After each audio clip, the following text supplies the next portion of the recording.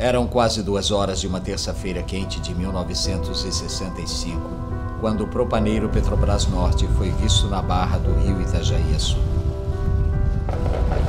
Naquele dia se comemorava a festa de Nossa Senhora dos Navegantes e a cidade, fervorosa, cantava e soltava foguetes.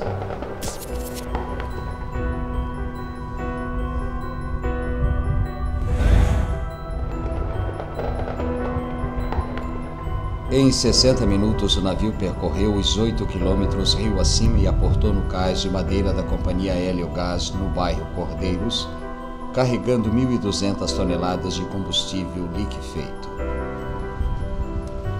Dos 26 tripulantes que chegaram do Rio de Janeiro, apenas 10 ficaram a bordo para o descarregamento de 400 toneladas de gás inflamável na pacata cidade, ação que duraria cerca de 2 horas. Entre eles estava um homem de nome Odílio Garcia. Antes de sair, Garcia deixa um aviso ao homem de nome Sebastião Floriano dos Santos, casado com uma de suas 6 irmãs e morador da cidade do Rio de Janeiro.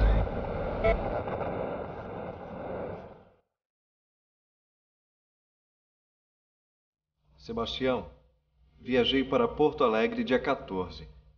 Não sei quando verei o Rio. Não sei a programação do navio.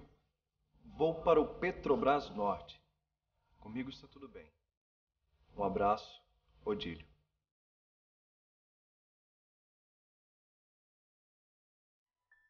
Então, realmente, ele foi dia 14 de janeiro para Porto Alegre. De lá o navio saiu, Petrobras Norte. Dali ele saiu direto, foi até Salvador. Aí ele desce, ele vem até Itajaí, onde chega no dia 2 de fevereiro e partiria de novo para Porto Alegre para descarregar o resto. Então essa era a rota dele.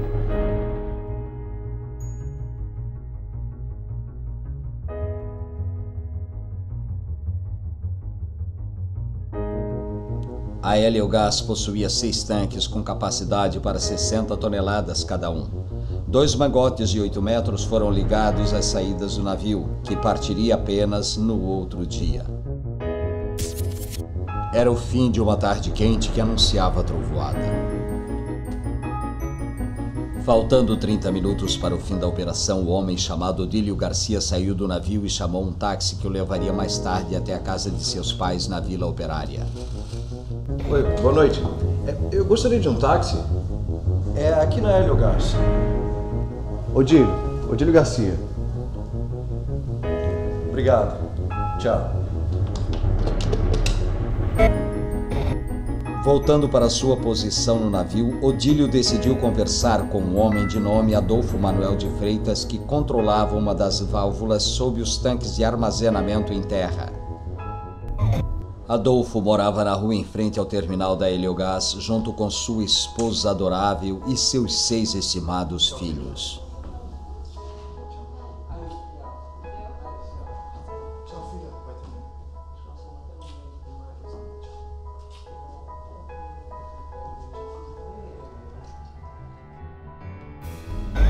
Logo após se despedir de Odílio, Adolfo Manuel foi buscar uma garrafa de café que sua mulher deixara na portaria quando o pavoroso fato aconteceu.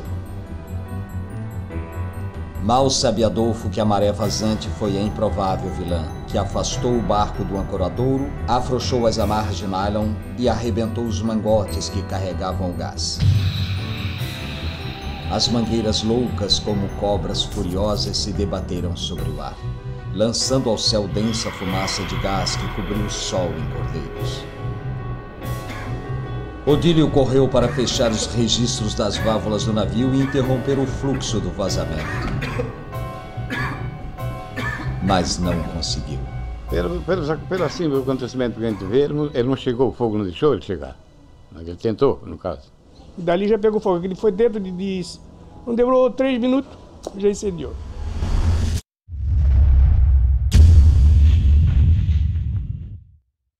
Aí eu já socorri, subi lá em cima, eu fiz a vereda para ir para o trapiche, mas eu vi que não tinha mais condições, eu voltei, subi a escada, tem que lá, fechei os 3 tanques que estavam recebendo, eu já estava só em 3. Aí desci correndo, fui lá, liguei, dei 2 partidas na bomba, ela não puxou água. Aí eu fui lá, dei uma enchida no cano, puxei, graças a Deus, foi lá.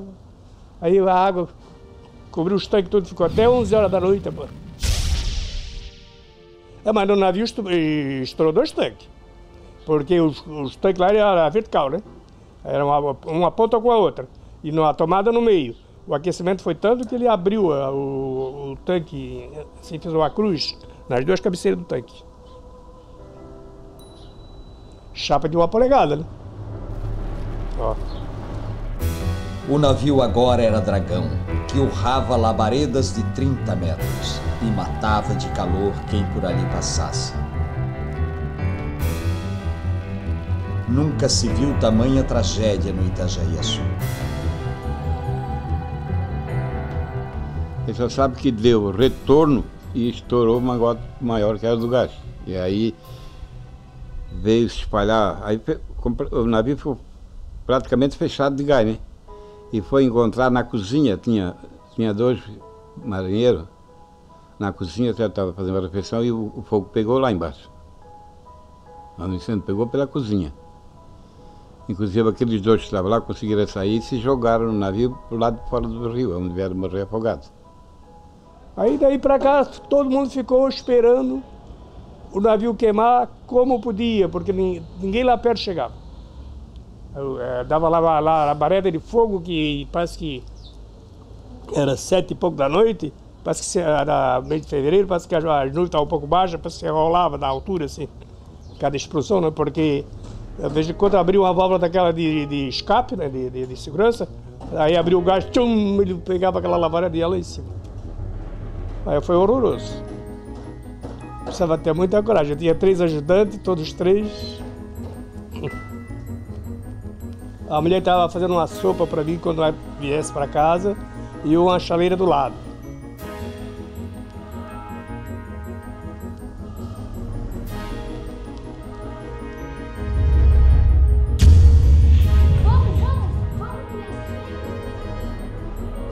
Hoje a família estava tudo no mato. Eu fui achar só 3 dias depois de ir do hospital. Até tive uma filha perdida 2 dias. Outro casal carregaram, né?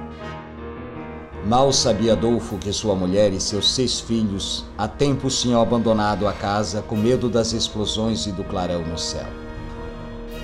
Pela 2ª vez no dia, Adolfo fecha a válvula de gás, interrompendo tragédia maior que ali poderia acontecer. Meus amigos, os nossos cumprimentos. Quem vos fala aqui é Marinho Lopes Stringai. Eu observei realmente que era o navio da Petrobras Norte que estava efetuando descarga. Aí retornei na Promenade que fiz o primeiro flash de reportagem, alertando a população que se tratava disso e daquilo. Na realidade, eu dei sorte de passar na área na hora, no local. E depois, então, foi chegando outros elementos de imprensa que passaram também a fazer parte da divulgação do acontecimento. E a gente falou dali uns 8 minutos, no máximo 10 minutos, porque o calor e o ruído era aterrorizante. Porque cada vez que explodia alguma coisa naquele navio, o som sobre a água parece que triplica. E fica bem do ladinho da gente, dá a impressão que nós estávamos na beira do rio. Ele está ali olhando incêndio, ele está narrando incêndio, mas ele não sabe, ele não tem a capacidade técnica, né? E como nenhum técnico se apresentou, uma autoridade técnica se apresentou para dar maiores explicações, ele está contando o que está narrando exatamente o que ele está vendo. E o que ele está vendo? Ele está vendo um incêndio de enormes proporções, ele está vendo na frente desse incêndio tanques cheios de gás, ele está vendo um pouco mais à esquerda tanques cheios de combustível. Mas não poderíamos deixar de ver o perigo sem alertar a população que seria muito bom eles deixarem o celular com calma, com todo o cuidado necessário para não ficar ninguém apavorado. Porque realmente o que estava acontecendo oferecia perigo para os moradores daquele bairro. E todo mundo sabe perfeitamente de que o bairro de Cordeiros é um campo minado. População amiga de Cordeiros, eu estou aqui próximo à ponte Marcos Conde, já em Cordeiros, no primeiro depósito de petróleo, quem desce a ponte do lado direito, na guarita. O seu telefone foi gentilmente cendido pelo guarda para que eu e Marinho Stringai daqui entrassem em contato com o estúdio da Rádio Clube lá na Pedro Ferreira, na rua Samuel Oz, primeiro andar, edifício Arno Bauer. Nós estamos vendo algo aterrorizador. E eu conclamo toda a comunidade de cordeiros a abandonarem os seus lares, correrem, se puderem, escolham o destino, o meio mais fácil para fugirem desse martírio, dessa tragédia, dessa coisa que se avizinha, que pode a qualquer momento se transformar em cordeiro numa bola de... Voltando a falar do assunto incêndio que está lavrando em Cordeiros, podemos afirmar aos nossos prezados ouvintes que a situação em Itajaí é de calamidade pública e que também a população está toda alvoroçada. Segundo informações de pessoas entendidas no assunto de técnico da própria Heliogás, se estes tanques vierem a explodir, estarão em perigo também os terminais de petróleo das companhias Atlantic, Esso e Shell, que estão localizadas nas proximidades do terminal da Heliogás, bem como o terminal marítimo da Liquigás, que se encontra a pouca distância do terminal em chamas. As casas próximas ao terrível incêndio já estão sendo evacuadas pelas autoridades. Podemos ainda adiantar aos ouvintes que o carro do Corpo de Bombeiros de Itajaí não está devidamente aparelhado para dar combate ao sinistro, ou pelo menos isoladas as chamas para que as mesmas não cheguem a atingir os tanques de petróleo. Autoridades e povo em geral completamente apavorados com a situação que poderá ser de causas imprevisíveis. Adiantamos ainda que existem mortos e feridos e a reportagem da Rádio Clube de Itajaí permanece no local. Dentro de instantes, se houver acontecimentos mais graves, ainda voltaremos a falar com nossos colegas de Blumenau.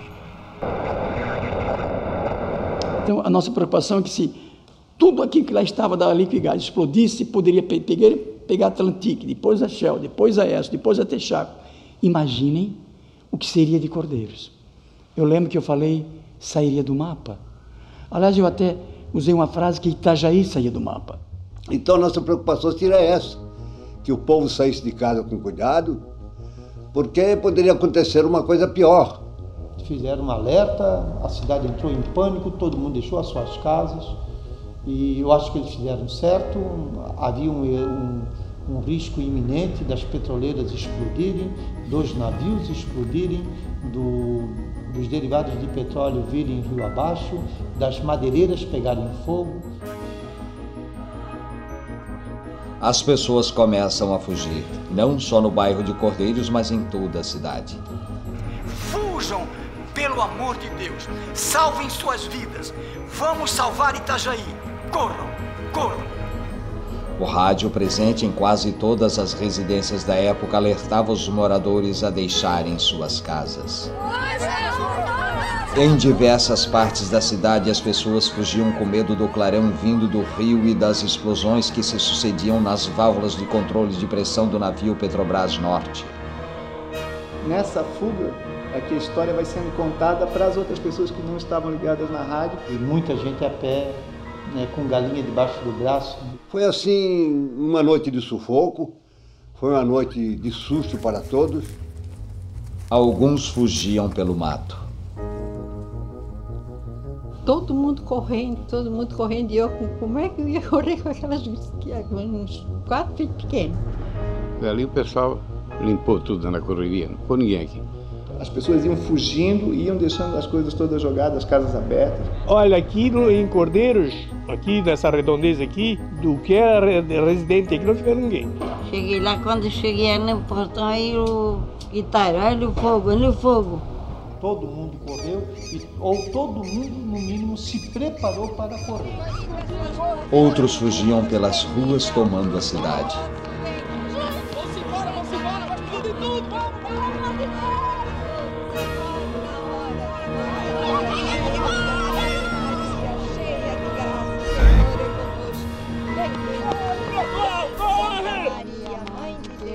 Rogai por nós, pecadores, agora e na hora de nossa morte.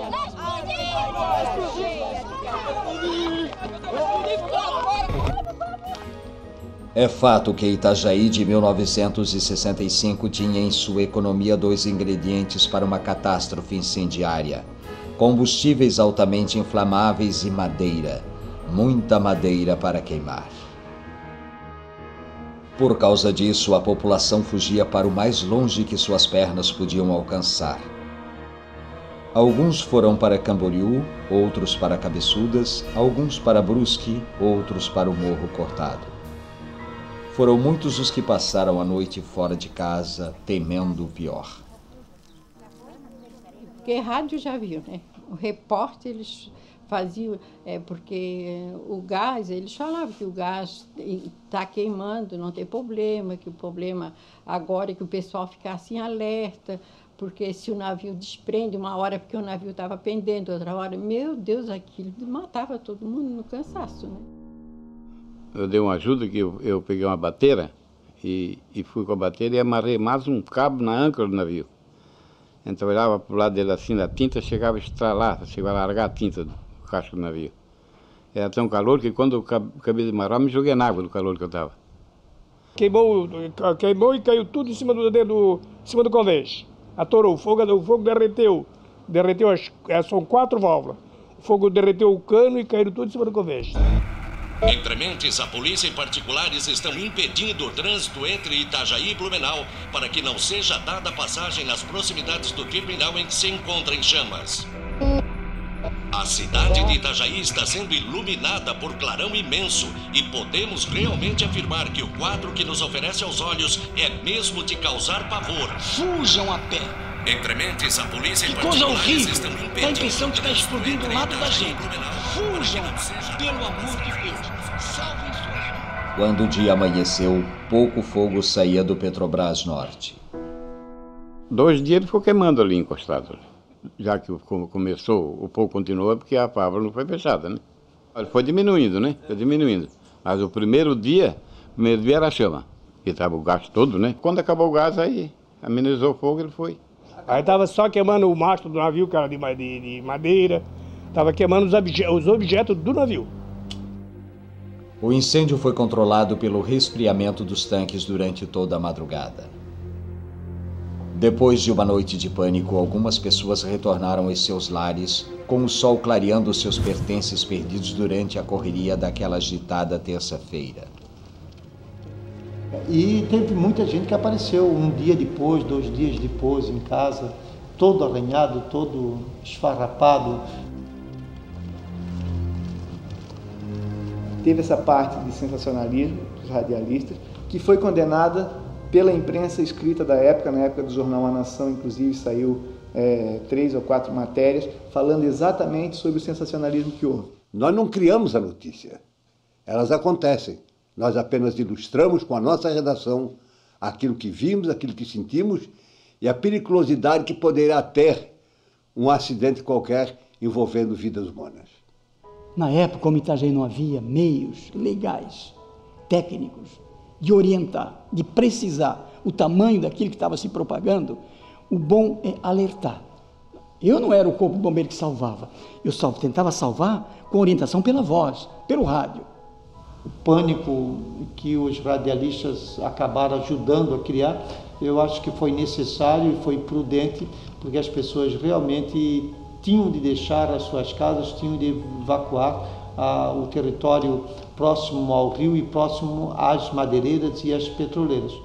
Eu não sei se nós transmitimos mais medo ou ajuda. As duas coisas estavam aliadas, sabe? Nosso medo em querer ajudar, mas nosso medo de ficar ali. Mas no início já tinha esse embate, né? Pessoas que falaram de outros meios de comunicação de que houve sensacionalismo, não houve. Houve o bom senso, houve o conhecimento do perigo que estávamos correndo. Então o sensacionalismo, se houve, e quero crer que houve, porque é o depoimento das pessoas, tá? Fez pelo menos as pessoas evacuarem ali assim, e se a coisa ficasse pior, pelo menos não ia ter ninguém ali por perto. Os radialistas estão pagando por terem feito um ato preventivo.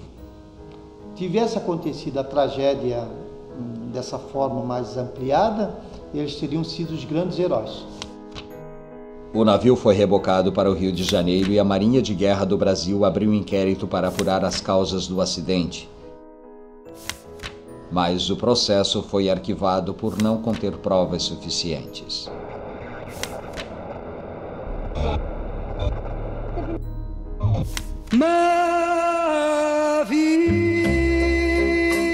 Às 9 horas do dia 3 de fevereiro, o homem de piadas rápidas e gosto pela dança de nome Odílio Garcia faleceu no hospital Marieta Conder Bornhausen. ninguém da família sabia que o filho, o Odílio Garcia, estava no navio. Não deixou filhos.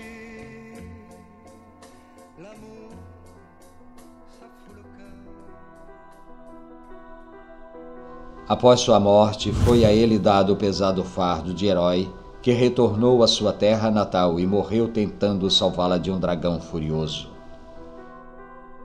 O que aconteceu de impressionante foi a velocidade com que a história do Odílio Garcia ela circulou, porque já naquela noite, as pessoas voltando, começou a acumular gente na porta para saber como é que ele e as outras pessoas estavam. Acho que a morte do Odílio levou ele para esse lado da consolidação do mito, né? do herói. Então.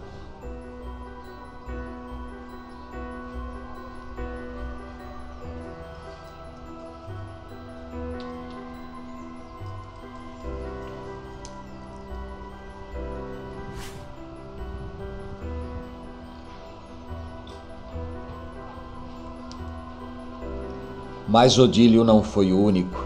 Outros 4 perderam suas vidas no incêndio de 1965 sobre as águas do rio Itajaí-Açu. Adolfo Manuel de Freitas trabalhou na Heliogás até 1984, totalizando 22 anos de serviço.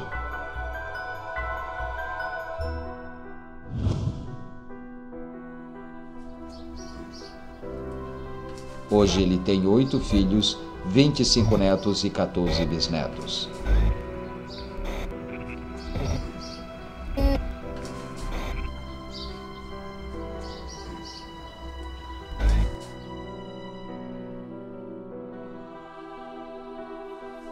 A pacata cidade cresceu, mas ainda lembra temerosa do dia que o rádio foi maior que o fogo.